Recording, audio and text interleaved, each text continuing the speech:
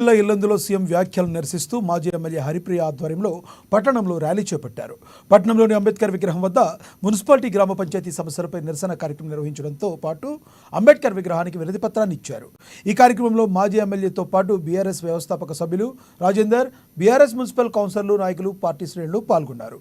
నిరసనలో భాగంగా తలపెట్టిన సీఎం దిష్టిబొమ్మ దగ్ధ కార్యక్రమాన్ని పోలీసులు అడ్డుకున్నారు.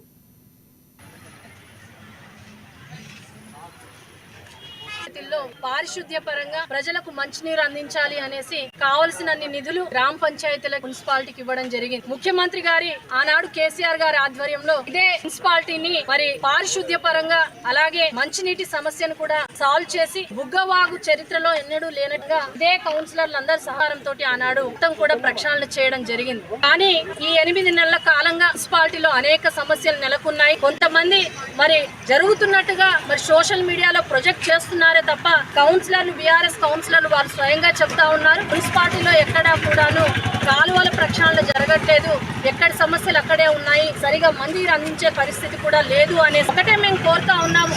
కొత్తగా వచ్చినటువంటి ప్రభుత్వం వచ్చి 8 నెలలు కావస్తున్నా మరి బీఆర్ఎస్ ప్రభుత్వంలో జరిగినటువంటి పనులను యథావిధంగా కొనసాగించే పరిస్థితి ఉన్నా కూడా ఎందుకు నిధులు ఇవ్వకుండా మున్సిపాలిటీలను అటు గ్రామ పంచాయతీలని అన్ని విధాలుగా కూడా ఇబ్బంది గురి చేస్తున్నారో ఒక్కసారి మరి ఇక్కడ ఉండేటటువంటి ప్రజలందరూ కూడా గమనిస్తా ఉన్నారు. మేము ఒకటే డిమాండ్ చేస్తా ఉన్నాము, ప్రజలకు సమస్య అనేది వస్తే బీఆర్ఎస్ పార్టీ వాళ్ళ